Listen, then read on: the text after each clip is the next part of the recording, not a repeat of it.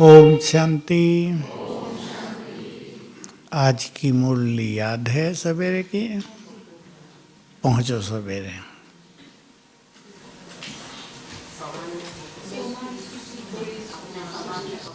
किन्हें देख रहे थे बाबा?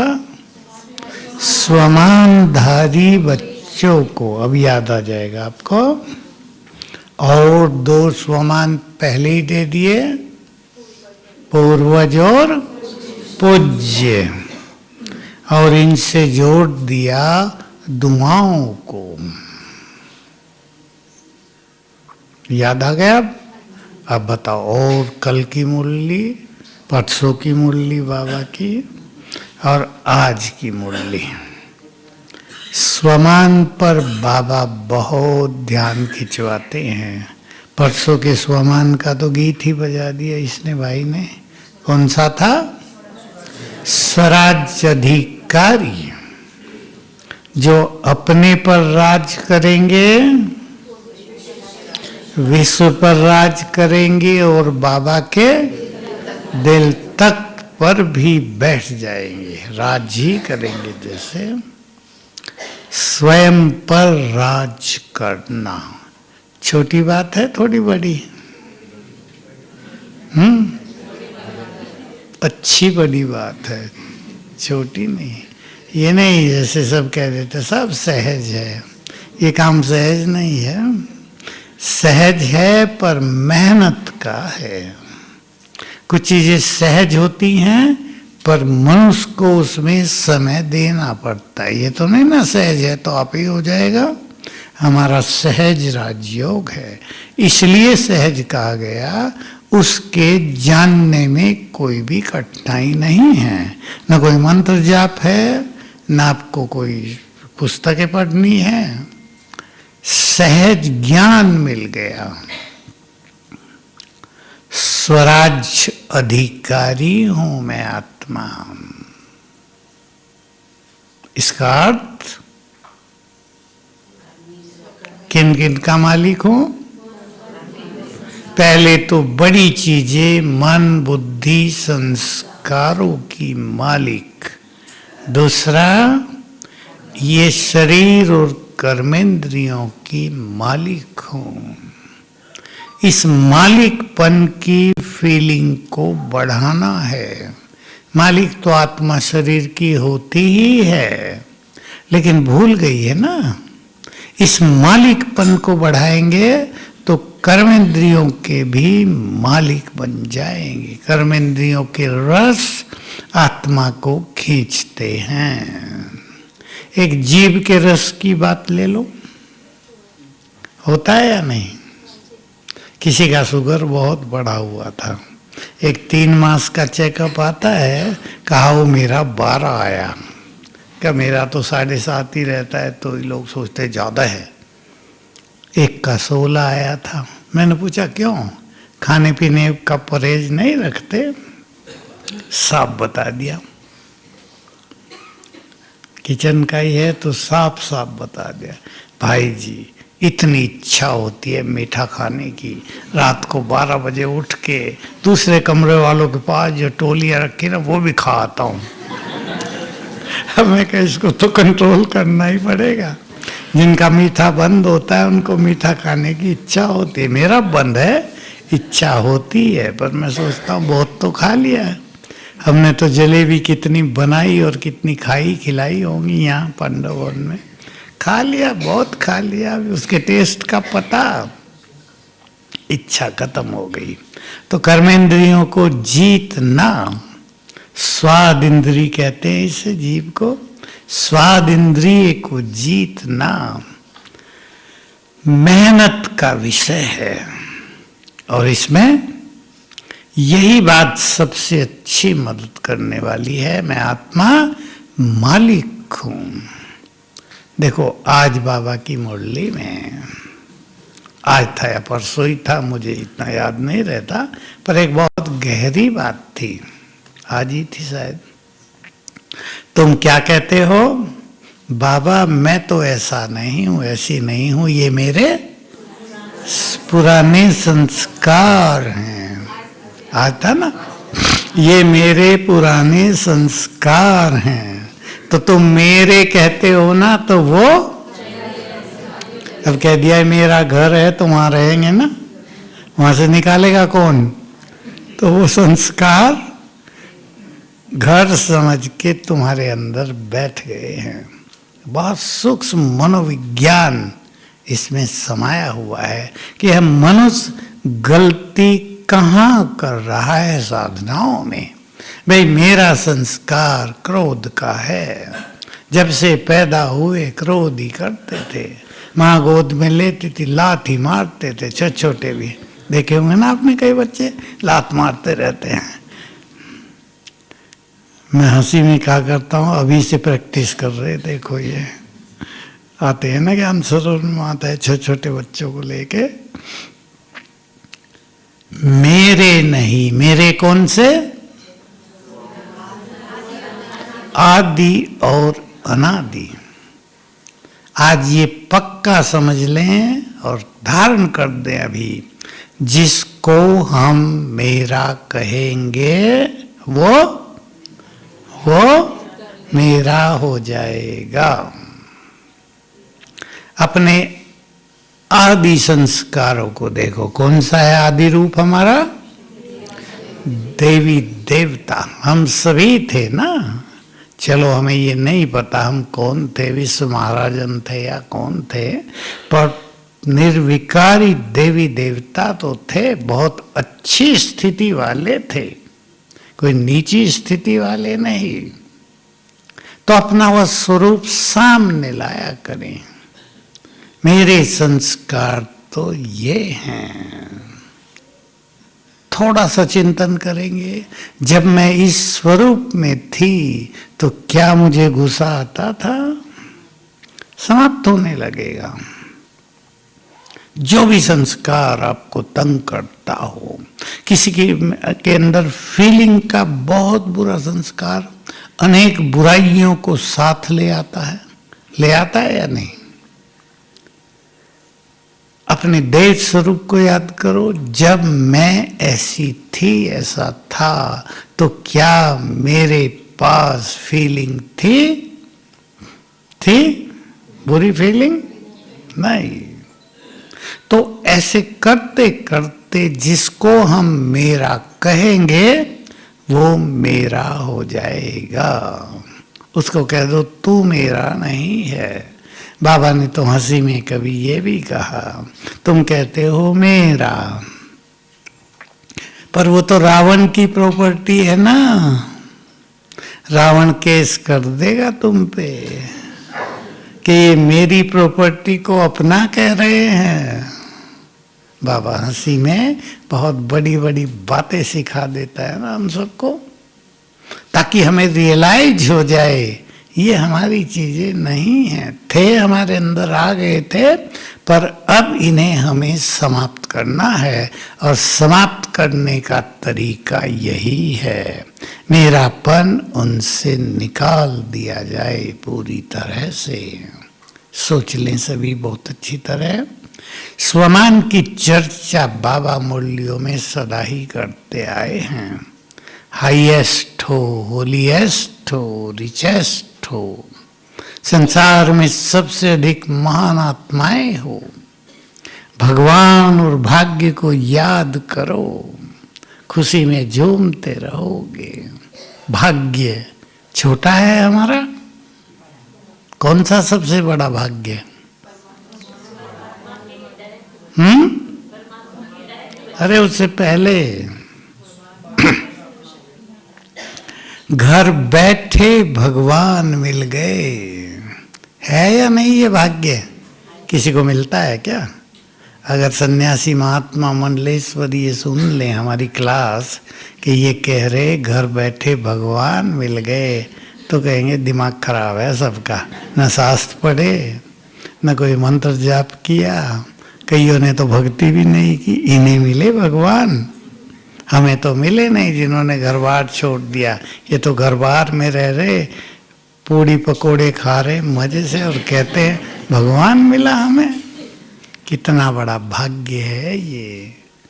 क्यों मिला? जन्म जन्म हमने उनको प्यार किया है। मैं आपको सुना दूं, जब वो दिखाते थे ना महाभारत की पहली पहली चीज़ें, मुझे भी किसी ने दिखाया, तब हमारे यहाँ टीवी आदि नहीं होती थी कहीं भी, तो हम नहीं देखते थे कुछ भी, किसी ने दिखाया, फ़ोन तो थे नहीं। तो ऊपर लक्ष्मी नारायण को पूछ रही है, नीचे जब गोपियाँ श्री कृष्ण को छाछ पर नाच नचा रही हैं कि पहले डांस करो फिर छाछ मिलेगी, तो वो डांस कर रहा है। तो लक्ष्मी पूछती है, आप सारे संसार के मालिक, तीनों लोगों के मालिक, और छाछ के लिए डांस कर रहे हो, और वो भी ये गांव की ग्वालन, ये गोपियां, इनके कहने से। तो सीन बदला, वहां दिखाया कि ये सब पिछले जन्म में कौन हैं। तो ये सब पिछले जन्मों में बड़े बड़े ऋषि महर्षि थे, जो भगवान से मिलन की इंतजार कर रहे थे। इन्होंने बहुत तपस्याएं की, मुझे बहुत प्यार किया है, और ये यही कहते थे कि जब आप इस धरा पर आओ हमारे प्यार का रिटर्न देना। तो मैं इन्हें इनके प्यार का रिटर्न दे रहा हूं। सीन फिर बदल गया, फिर वही सीन। तो हम सब ऐसे ही भगवान मिल गया क्या? न जाने उसके लिए हम सब ने भी क्या क्या किया है। सच्चे दिल से उसे प्यार किया था बहुत। तो प्यार का रिटर्न देने के लिए हमारे पास आ गया, और आते ही पहले हमारे सोए हुए भाग्य को जगा दिया। कल आँख खुलते और आज सोते हुए याद करना, मेरे जैसा भाग्यवान। याद करना कौन कौन से भाग्य मिले। कुछ ऐसे बहुत बड़े भाग्य हैं जिनका पता ब्राह्मणों को नहीं है, जो ब्राह्मणों के पास हैं, और ब्राह्मणों को उसका रियलाइजेशन नहीं है कि ये भी कोई बहुत बड़ी चीज है। एक बता देता हूं उनमें से। सबको संपूर्ण सत्य ज्ञान मिल गया। मिल गया या नहीं? किस किस को मिला? हाथ उठाना जरा। सबको मिल गया। पता चल गया घर कहाँ है, मैं कौन हूं, मुक्ति कहाँ है, स्वर्ग कहाँ है, सब पता चल गया ना। यही बातें शास्त्रवादी अब तक ढूंढते आए। मैं हूं कौन? इसी चक्रव्यूह में उलझे रहे। मन बुद्धि हूं, सूक्ष्म रूप है मेरा, फरिश्ता रूप है या ज्योति है, यहाँ हूँ या दिल में हूँ या सारे शरीर में फैला हूँ। एक मान्यता ये भी, आत्मा पूरे शरीर में व्यापक है। तो देखो उलझा हुआ ना दर्शन, फिलॉसफी उलझी हुई। ये छोटा भाग्य है कि रास्ता साफ मिल गया। रास्ते के लिए लोग भटक रहे हैं, सोचते चारों धाम यात्रा कराएं तो पता नहीं क्या क्या मिल जाएगा। होता कुछ भी नहीं है। इधर रास्ता मिल गया। मुक्ति चाहिए तो इधर को चले जाओ, स्वर्ग में उच्च पद पाना है तो इधर को चले जाओ, प्रभु मिलन का परम सुख लेना है रोज तो ये करो। सीधी राहें मिल गई हैं। मिल गई तो बहुत बड़ा भाग्य है। पढ़ाने भी कौन आया? स्वयं भगवान, ज्ञान का सागर, जिसे शास्त्र पढ़ने की जरूरत नहीं। इसलिए उसने मंत्र नहीं सुनाए, उन्हें संस्कृत नहीं सुनाई, उन्हें ये नहीं कहा ये याद करो ये याद करो, ओम का भिन्न भिन्न अर्थ नहीं बताया। मैं आत्मा हूँ, पीसफुल हूँ, खत्म। स्थित हो जाओ उसमें। लोग तो अर्थों में ही उलझे रहे। देखो दो शब्द हैं हिंदी में, थोड़ी सी बात बता देता हूँ आपको। एक है शब्दार्थ, दूसरा होता है भावार्थ। हिंदी वाले कौन कौन बैठे हैं? समझते हैं ना ये भाषा? भावार्थ, भाव क्या है, और शब्दार्थ जो शब्द लिखे उनका अर्थ क्या है। लोग शब्दार्थ के पीछे ही भटकते रहे, भावार्थ का किसी को पता नहीं चला। गीता में है, ये सारी सृष्टि मुझ में समाई हुई है, मैं भी इसमें हूं, पर वास्तव में मैं इसमें नहीं हूं। अब इन सब के क्या भाव हैं किसी को पता नहीं चला। अर्थों में, शब्दों के अर्थों में उलझे रहे विद्वान। तो कितना बड़ा भाग्य है कि सहज मार्ग मिल गया, मंजिल भी साफ दिखने लगी। मार्ग ही नहीं मिला, मार्ग मिला, मंजिल साफ दिखने लगी, मार्ग पर कैसे चलना है ये भी पता चल गया। और सबसे बड़ी चीज हो गई, इस मार्ग पे चलने के लिए स्वयं भगवान ने हमारा हाथ पकड़ लिया। लो हाथ पकड़ो, मैं ले चलता हूं तुम्हें जहां तुम्हें जाना है। हो गया या नहीं? किस किस का हाथ पकड़ा? छुड़ा तो नहीं लेते नटखट, नहीं ना? इसलिए हम बाबा का हाथ पकड़े या वो हमारा पकड़े? वो हमारा पकड़े, इसमें फायदा है ना। हाँ, कितने होशियार हैं माताएं, फटाफट उत्तर दे दिया। हम पकड़ेंगे तो छोड़ भी सकते हैं, वो पकड़ेगा तो कभी छोड़ेगा नहीं। अब दोनों पकड़ लो, बाबा तुम हमारा पकड़ो, एक तुम पकड़ लो, दूसरा हम पकड़ लेते, ऐसे कर लो आधा आधा, ठीक है? तो बहुत बड़ा भाग्य मिला है इस जीवन में। देखो संसार में महाविनाश के नजारे लोगों को दिख रहे हैं, और हमें क्या खुशी दे रहा है बाबा? स्वर्णिम युग तुम्हारे लिए आ रहा है। तुम्हारे लिए स्वर्णिम युग आएगा तो गंदगी तो साफ करनी पड़ेगी ना। अब देवता गंदगी में आएंगे क्या? सीधे सीधे उत्तर दे दिए। लोग घबराते हैं, ये ना हो जाए, वो ना हो जाए, विश्व युद्ध ना हो जाए, एटम बम ना छूटने लगे। और हमें इस सत्य का पता है, आभास है, तो अपने को स्वमानधारी बनाना है। देखो स्वमान से क्या फायदा होता है? ईश्वरीय ज्ञान में और भक्ति में भी सिखों के यहाँ तो बहुत ज्यादा है। खुमारी चढ़ी रहे, नाम कुमारी नानका चढ़ी रहे दिन रात। और भी हिंदू धर्म में बहुत कुछ है कि ये ईश्वरीय नशा चढ़ा रहे। माताएं मेरे पास आती हैं, रोज ही आते हैं ये प्रश्न लेके, मेरा बच्चा बहुत शराब पीता है, मानता नहीं है, कैसे छुड़ाऊं उसका? और जो वो मानता ही नहीं है, क्योंकि छूट तब सकती है जब उसकी भी अपनी थोड़ी सी तो इच्छा हो।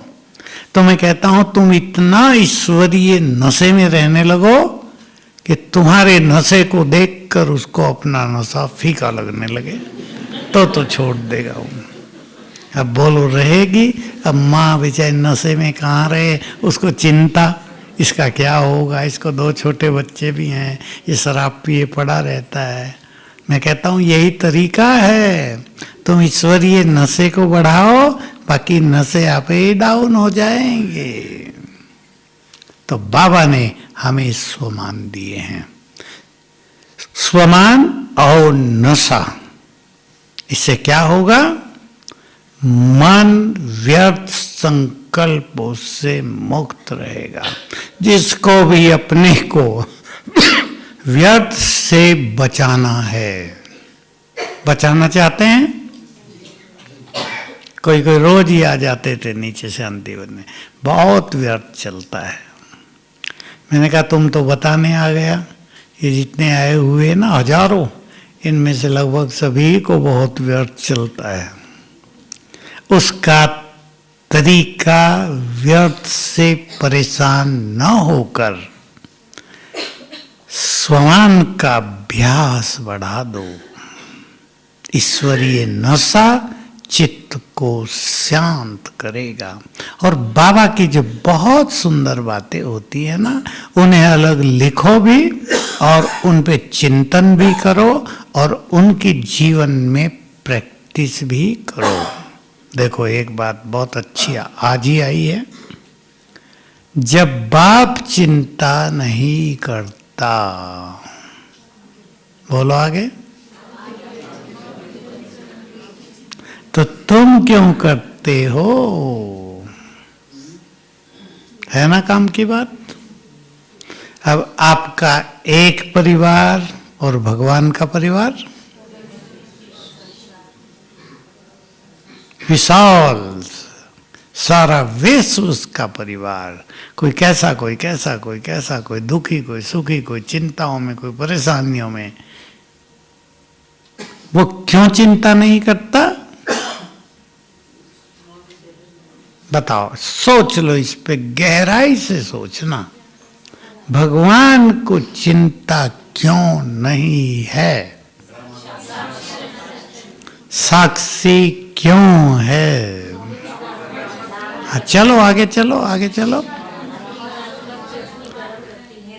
क्योंकि उसे ये पता है जिसने जो कुछ किया है उसका फल ऑटोमेटिकली उसको मिल रहा है। इसमें भगवान का कुछ भी रोल नहीं होता। ये इतनी गुह्य गति है, आज नहीं इस पे हम चर्चा करेंगे। आपने सुना है भक्ति में तो सुनते ही आए, भगवान कर्मों का फल देता है। क्योंकि बाबा भी कह देता है मैं तुम्हें सजा दूंगा, साक्षात्कार कराऊंगा, तुमने ये किया था, अब खाओ सजा। लेकिन है सब कुछ ऑटोमेटिक। जो कर्म मनुष्य करता है उसकी तरंगें उसके ब्रेन में प्रिंट होती रहती हैं, और जब वो रिएक्ट करती हैं, मैं इसको विस्तार से नहीं ले रहा हूँ, बहुत कम लोग समझेंगे, जब वो रिएक्ट करती हैं उसको ही फल कहा जाता है। तो मनुष्य अपने कर्मों का जिम्मेदार स्वयं है, और जब मनुष्य बुरे कर्म करता है तो वो कभी नहीं सोचता कि इसका भी फल मिलेगा, या सोचता है कोई पापी आनंद लेता है, मेरे जैसा होशियार कोई नहीं है, दूसरों को सताने में उसे सुख मिलता है। लेकिन उसको ये भूल जाता है हर कर्म का फल भी निश्चित है। तो बाबा ने बहुत सुंदर बात कही, पूर्वज और पूज्य के स्वमान को बढ़ाओ। स्वमान की आप अपनी अपनी लिस्ट तैयार कर लो जो आपको अच्छा लगे, कम से कम 8 उनकी प्रैक्टिस किया करो, मन शांत रहेगा। मैं पूर्वज हूं, पूर्वज माना सबसे बड़े, भगवान की पहली रचना, ब्रह्मा की पहली रचना। तो जो पहली रचना होती है वो अधिक पावरफुल होती है, उसमें माँ बाप के गुण ज्यादा आते हैं। भगवान की हम पहली रचना, पूर्वज हैं, सबके बड़े हैं, तो हमें सबकी पालना करनी है। अगर ये फीलिंग हमें रहेगी तो हमारे विचार महान होते जाएंगे। हमें पता रहेगा कल्प वृक्ष की जड़ों में हैं हम, कि हमारे एक एक संकल्प की तरंगें पूरे कल्प वृक्ष में फैल रही हैं। अगर हम दुखों की तरंगे कल्प वृक्ष में भेज रहे हैं तो संसार के अनेक लोग दुखी हो जाएंगे, उसका रिटर्न हमें आएगा। यदि वो दुखी हो गए तो हम सुखी, उसका रिटर्न हमें आएगा। इसलिए इस समय हम सभी बहुत जिम्मेदार आत्माएं हैं। 1 सेकंड बराबर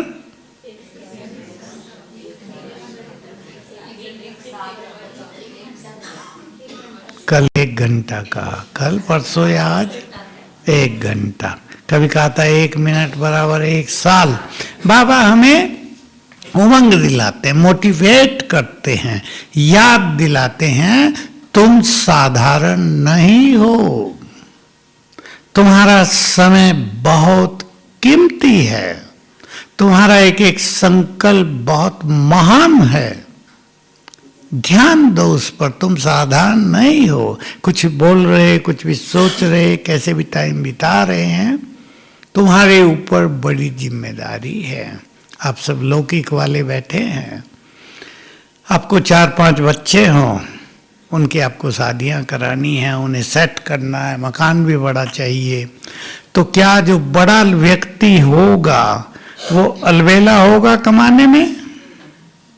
सब आप लौकिक वाले जानते हैं, सोचेगा ना भाई खूब मेहनत करके सब कुछ पूर्ण कर दूं, हम भी सृष्टि के बड़े। बहुत मूल्यें चल चुकी हैं, संसार तुम्हारी ओर प्यासी नजरों से देख रहा है, तो बिल्कुल ध्यान देंगे। हमारे एक एक संकल्प का इफेक्ट पूरे कल्प वृक्ष तक जाता है। जो भी बहुत अच्छे पुरुषार्थी बैठे हैं इस क्लास में, भाई बहनें, मैं तो कहूँगा सब ध्यान दें। एक एक संकल्प, आप ऐसा एक चित्र बना लो, मेरे सिर के ऊपर कल्प वृक्ष है, और जो हम सोच रहे हैं उसकी तरंगे पूरे वृक्ष में फैल रही हैं। जैसे आप कल्पना करो, एक पौधा सूख गया है, उसकी जड़ों में आपने पानी डाल दिया, तो बहुत जल्दी महसूस होगा ना कि पौधे में जैसे चेतना आ गई, जान आ गई है, हरियाली आने लगेगी तेजी से। सबके अनुभव है ना, घरों में भी, खेतों में भी। तो हमारे एक एक संकल्प, और उसमें भी पवित्र संकल्प, शक्तिशाली संकल्प, विश्व कल्याण के संकल्प, सबको सुख देने वाले संकल्प इस सृष्टि का बहुत कल्याण करते हैं। देखो आप घर बैठे ये काम कर सकते हैं। अगर हमारे मन में व्यर्थ का तूफान चल रहा है तो वो भी ऊपर जा रहा है, संसार की अनेक आत्माओं पर उसका इफेक्ट पड़ रहा है। तो मैं पूर्वज हूं, जिम्मेदार आत्मा, इस चिंतन को बढ़ा दो। पूज्य हूं, किससे जोड़ा बाबा ने पूज्य को? दुआओं से, तुम्हारी जड़ मूर्तियों से भी। दुआएं लेने ही तो भक्त लोग जाते हैं, और तुम्हारे दर्शन करके उनको दुआओं की अनुभूति होती है। तो तुमने दुआएं दी हैं ना, तो हम संकल्प किया करें, विशेष रूप से जब योग करें। इस योग की शक्ति से सबका कल्याण हो, इस योग की शक्ति से सबके परिवार में सुख शांति हो, इस योग की शक्ति से सभी के शरीर निरोग हों, इस योग की शक्ति से सभी के जीवन निर्विघ्न हों। संकल्प किया करो, देखो आपको महसूस होगा तुरंत सुख, अपने अंदर सुख। हमने दूसरों के लिए अच्छा सोचा, तुरंत रिटर्न हमारे अंदर आ गया, सुख मिलने लगेगा। और बुरा सोचने का अनुभव तो सबको है, बुरा सोचते ही मन क्या हो जाता है? अशांत। जरा सा बुरा सोचे, रिएक्शन ऐसा होता है कि हमारे मन को बेचैन करने लगता है। तो पूर्वज और पूज्य जो अभी बहुत दुआएं देंगे, वो पूज्य अभी प्रत्यक्ष हो जाएंगे। सकाश देना बहुत बड़ी दुआ देने का आधार है, लेकिन मन से भी, जिसे शुभ भावना बाबा कहते हैं, ये दुआएं शुभ भावनाएं है ना हमारी। भाई पड़ोसी तंग करता है, बहुतों की समस्या है, बहुतों की समस्या होती है। हम भी तो किसी के पड़ोसी हैं, तो हम किसी को तंग ना करें। पड़ोसी तंग करता है, उसके लिए शुभ भावनाएं रखें। शुभ भावनाओं का प्रभाव बहुत ज्यादा होता है। तो हम यही सबको सिखाते हैं, उन्हें आत्मा देखकर, और संकल्प दो, ये बहुत अच्छी आत्माएं हैं, हमारे गुड फ्रेंड हैं, थोड़े दिन में परिवर्तन नजर आता है। बहुत अच्छी बात जो सबको साथ लेनी है। मैं भी कभी कभी सोचा करता हूँ, देखो अपनी पर्सनल बात सुना देता हूँ कि भाई यज्ञ में कहीं कुछ होता है, थोड़ी चिंता होती है, तुरंत मैं सोचता हूँ कि जो यज्ञ का मालिक है वो निश्चिंत है, और हम जो नीचे वाले हैं वो चिंता करते हैं। किसी की बहुत बड़ी फैक्ट्री हो, उसमें काम अच्छा न चल रहा हो, मटेरियल अच्छा न निकल रहा हो, प्रोडक्शन अच्छा न हो रहा हो, तो चिंता मालिक को होगी या नहीं? लेकिन बाबा को कोई चिंता नहीं। क्यों नहीं है? उसे ये बहुत अच्छी तरह पता है, स्थिति है उसकी, कि जो कुछ हो रहा है वही हो रहा है जो कल पहले हुआ था। नथिंग। ये हमें अपनी भी स्थिति बनानी है। तो आपका परिवार भी बहुत अच्छी तरह इस बात को सभी समझ लें। परिवार में एक मां की अच्छी स्थिति माना पूरा परिवार सुखी। समझती है माता इस बात को?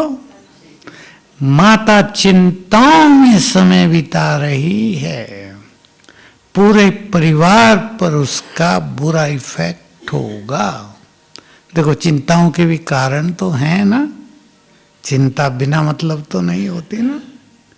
ये तो नहीं कह सकते कि चिंता होगी ही नहीं। अब किसी के बच्चे बिगड़ रहे हों, अब माँ बाप के स्वप्न होते हैं अपने बच्चों के लिए बड़े बड़े, वो बिगड़ रहे हों तो माँ बाप को चिंता तो होगी। लेकिन सबको ठीक करने की विधि है श्रेष्ठ स्थिति। और बाबा की ये बात सभी को चित्त में समा लेनी है। स्थिति श्रेष्ठ होगी तो परिस्थितियां ठीक हो जाएंगी। और स्थिति श्रेष्ठ बनाने का आधार है स्वमान। ये बाबा के महावाक्य हैं। स्वमान से स्थिति श्रेष्ठ, स्थिति श्रेष्ठ होने से परिस्थितियां बदल जाएंगी।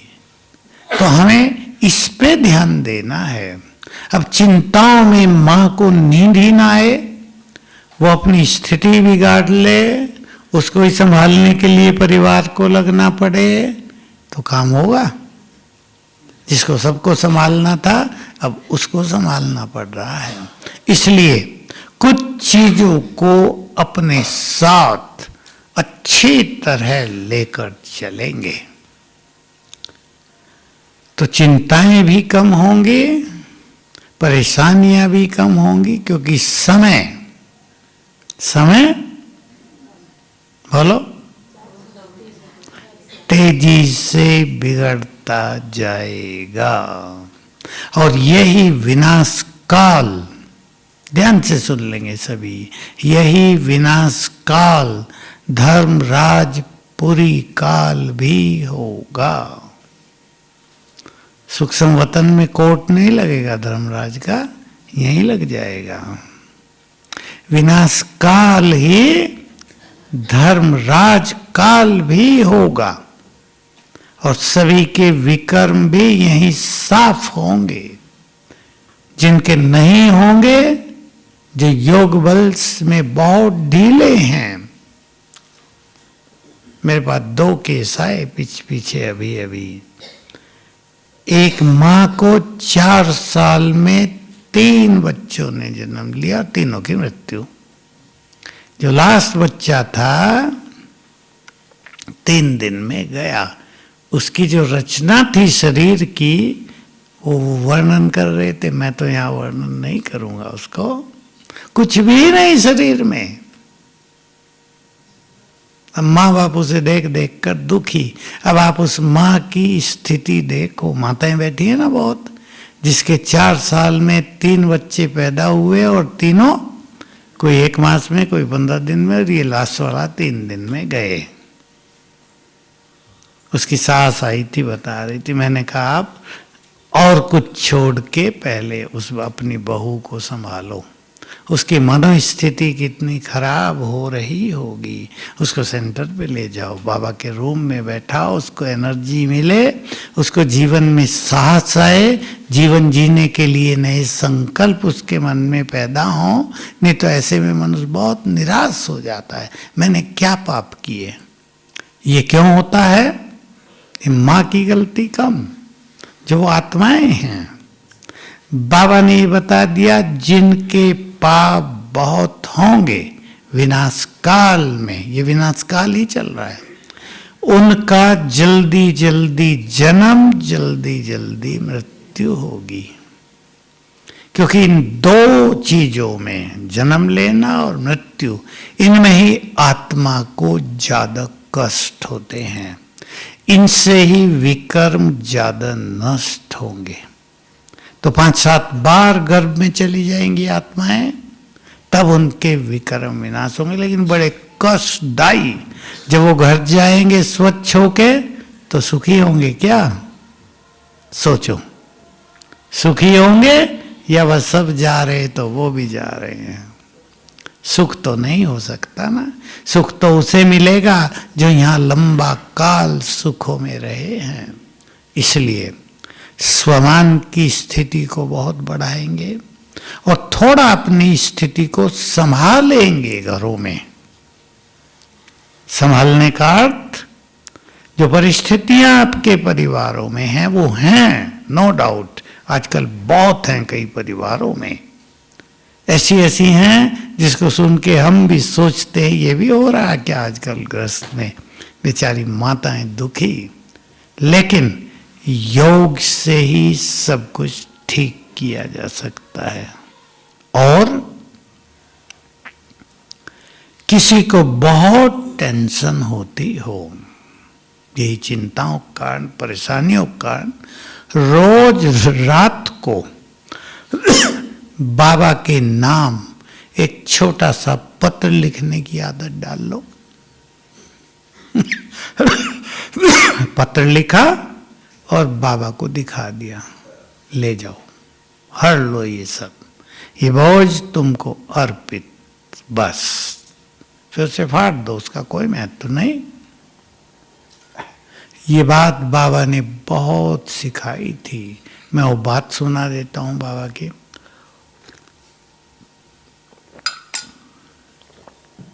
बाबा ने कहा, रोज जो भी गलती होती है या कुछ ऐसी बातें होती है चिंता देने वाली, परेशान करने वाली, कष्टदायी, लिखकर बाबा को अर्पित करो रोज रात को, तो धर्मराजपुरी में जाने से बच जाओगे। कितनी बड़ी बात कही। तो सभी स्वमान को बढ़ाएंगे बहुत ज्यादा। जो स्वमानधारी होंगे वही सहज योगी बन पाएंगे। अगर स्वमानधारी नहीं है तो मन भटकेगा अवश्य। जो आज भी बाबा ने ड्रिल बताई थी, मैं फरिश्ता, फिर निराकार आत्मा, फिर फरिश्ता, फिर निराकार आत्मा। ये बहुत सिंपल ड्रिल हैं, लेकिन ये भी होंगी नहीं अगर स्वमानधारी नहीं है। क्योंकि मन पर किसी भी बात का यदि बोझ रहता है, सबको अनुभव है, संसार में हर व्यक्ति को अनुभव है, मन पर यदि कोई भी बोझ है तो क्या क्या होता है। कामकाज भी धीमा हो जाएगा, कदमों की गति भी धीमी पड़ जाएगी। जो कार्य आप 1 घंटे में कर सकते हो 2 में होगा, कुछ का कुछ होगा। इस मन के बोझ को स्वमान से उतारते चलो। स्वमान में बहुत बड़ी शक्ति है। देखो, हम कई माताओं से एक अभ्यास कराते आए हैं उनके घरों में कि आप ये अभ्यास कर लो और सभी कर लेना। ये माताएं नहीं, भाई भी। मैं इस घर की इष्ट देवी हूं। बोलो, पसंद है? एक बार कहने से काम नहीं चलेगा, शुरू में बहुत बार कर जाओ ताकि आदत पड़ जाए और जीवन उसका स्वरूप बन जाए। एक बार करने से तो आपको ऐसे लगेगा ऐसे ही मन को खुश कर रही हूँ, इस देवी कहाँ हूँ मैं, मेरा घर मंदिर कहाँ है, ऐसे ही बस खुश हो रही हूँ। लेकिन इसको बढ़ाते चलो, 25 बार 50 बार कर जाओ, शायद दिन में एक ही चीज की धुन लगा दो। मैं इस घर में इस देवी हूँ, ये मेरा घर मंदिर है। धीरे धीरे आपको यही फीलिंग हो जाएगी, मैं इस देवी हूँ, मेरा घर मंदिर है। और फिर देखो सभी समस्याएं कैसे लोप होती हैं। मैंने बहुत माताओं से प्रैक्टिस कराई जिनको धारणाओं की कठिनाई थी, छोटी आयु थी, धारणाओं में कठिनाई थी। अभ्यास करो, मैं पवित्रता की देवी हूँ। 3 मास करने पर सभी समस्याएं लोप हो गई।